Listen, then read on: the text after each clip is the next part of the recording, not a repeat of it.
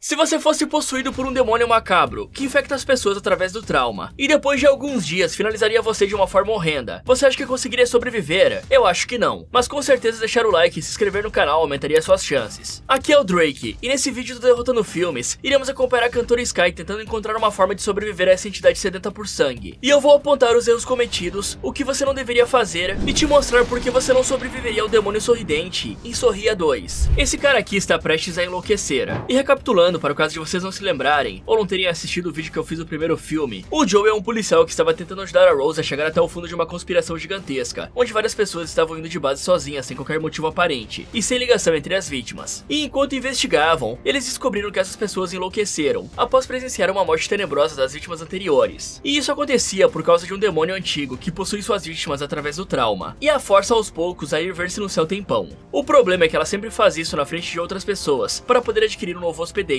Investigando mais a fundo, Joe e Rose descobriram que existia uma única pessoa que sobreviveu ao demônio. Só que quando foram interrogar esse cara, a dupla descobriu que a única forma de se livrar da maldição e sair vivo disso tudo era finalizando alguém violentamente na frente de outra pessoa. Esse era o único jeito de transferir a entidade. Porém, Rose se recusa a fazer isso, e ao invés de mandar alguém de vala, ela decide se trancar em uma casa isolada para enfrentar a entidade. Só que infelizmente ela é derrotada, e quando Joe chega no local para conferir se a mulher estava bem, o coitado acaba vendo ela sendo finalizada pela entidade, e se torna o próximo hospedeiro da maldição. Alguns dias depois disso, o Joel já está enlouquecido e determinado a fazer qualquer coisa para sair vivo. Então o oficial pega uma máscara e vai em direção a um criminoso, enquanto obviamente vê alucinações pelo caminho, simbolizando que seu tempo estava acabando. Por isso ele rende o cara e o obriga a entrar na biqueira dele. Assim que vê seu colega em perigo, o criminoso lá dentro se prepara para atirar, mas Joel o força a se render, pois precisava que ele visse algo. Então o policial saca uma faca e finaliza o irmão dele brutalmente na sua frente. Porém, quando o cara vê isso, o bandido atira contra Joel, que acaba revidando e finalizando o cara. E aí ele entra em pânico, pois precisava que um criminoso ficasse vivo para passar a maldição. Até que ele percebe que tinha um jovem ali chamado Louis, que foi comprar itens ilícitos e que tinha visto tudo, o que deixa o policial confuso, e também muito aliviado, por saber que pelo menos não seria finalizado. Mas quando estava indo embora, Joel percebe que tinha outros criminosos chegando, e corre para tentar fugir dos caras que estavam loucos para acabar com ele. Por sorte, o maluco consegue quebrar uma das janelas e sair da casa enquanto desviava dos tiros daqueles criminosos. Só que quando pensava que estava livre, infelizmente o homem é atropelado, e perde a sua vida bem perto de conquistar a liberdade. Antes de tudo, eu vou deixar claro aqui que eu preciso usar todos os eufemismos possíveis para não mencionar a palavra que o YouTube não permite. E eu não faço isso por desrespeito ou algo do tipo. É que se falar isso ou chegar próximo de falar, o vídeo explode, não é no bom sentido. Agora é importante também fazermos uma recapitulação de tudo que sabemos sobre essa entidade sorridente, para sabermos exatamente com o que estamos lidando. Primeiro eu vou deixar claro que eu vou tratar tudo o que acontece no filme como uma entidade ou um demônio. No geral, não vamos considerar que a pessoa está sofrendo de esquizofrenia, por exemplo. Apesar da pessoa mostrar sintomas semelhantes, vamos considerar que ela foi marcada por um demônio e que está sendo caçada por ele. Até aqui sabemos que essa monstruosidade tem diversos poderes, que podem ser muito problemáticos, tornando praticamente impossível derrotá-lo. A primeira coisa que temos certeza até agora é que a criatura não possui uma forma física, ou seja, não temos como feri-la para enfraquecê-la. Como se isso já não fosse suficiente, a fera ainda tem uma força sobre-humana, capacidade de gerar ilusões reais que podem ferir suas vítimas fisicamente. Ela também consegue mudar de forma para parecer com pessoas que seu alvo conhece ou se importa. Consegue ler a mente da pessoa de alguma forma, usando isso para pegar as memórias mais traumáticas dos seus hospedeiros, para conseguir atormentá-los e deixá-los insanos aos poucos. Não só isso, como a entidade também consegue alterar a percepção da realidade das pessoas, fazendo com que elas sintam emoções diversas, sintam dor física real mesmo que não hajam ferimentos. Fora que quando ela ganha o poder o suficiente e possui sua vítima, a entidade praticamente ganha controle do corpo do hospedeiro, por tempo indeterminado. Infelizmente, o monstro não tem muitas fraquezas, além de que ela não consegue finalizar suas vítimas em um primeiro momento. Para conseguir fazer isso, a entidade precisa se alimentar do trauma e do medo dos seus hospedeiros para conseguir mais poder. Então é como se ela fosse uma infecção que piora a cada dia. Ela precisa que seus alvos sintam medo e perdam a cabeça para ficar forte. Portanto, medicamentos contra alucinações podem ser úteis para diminuir o impacto da criatura nos primeiros dias e ganhar mais tempo para tentar achar uma solução. O monstro também precisa de uma testemunha que veja sua finalização para conseguir reiniciar o ciclo. Portanto, se a pessoa ainda consciente se afastar de todos que conhece e for para um local isolado e fazer o impensável, o ciclo de mortes pode acabar. Mas infelizmente o hospedeiro teria que se churrascar para derrotar o monstro, pois é literalmente impossível você viver isolado da humanidade, sendo que tem uma entidade tomando controle de você e podendo te levar de volta para a sociedade. Com isso tudo dito, agora podemos falar dos erros que o Joel cometeu. O primeiro e mais óbvio é que se ele queria transferir a maldição para algum criminoso, ele ao menos podia ter escolhido algum que não fizesse parte de um cartel, porque mesmo se ele conseguisse transferir o demônio e sobreviver à maldição, ele ainda seria caçado pelos outros criminosos e teria uma grande chance de perder a sua vida, fazendo tudo pelo que ele passou ser inútil. E como o homem era um policial e tinha acesso a prisioneiros na cadeia, em solitárias onde geralmente não tem câmeras, o Joel Joel poderia usar isso a seu favor e finalizar algum degenerado algemado que não teria a chance de se defender na frente de outro psicopata, preservando a si mesmo e evitando um tiroteio como aquele. E já que o policial estava lidando com um cartel, ao menos ele deveria ter armado um plano de fuga melhor e saído pelos fundos direto ao invés de ir pela porta da frente sem a máscara, garantindo que os outros criminosos vissem seu rosto, e ele poderia tentar arrebentar as correntes com tiros. Sem contar que no momento em que ele espetou o maluco, ele não deveria ter atirado de volta no outro, e sim usado o cara como escudo de carne para tomar os tiros e poder vazar dali o mais rápido possível. Afinal, ele estava de costas para a porta,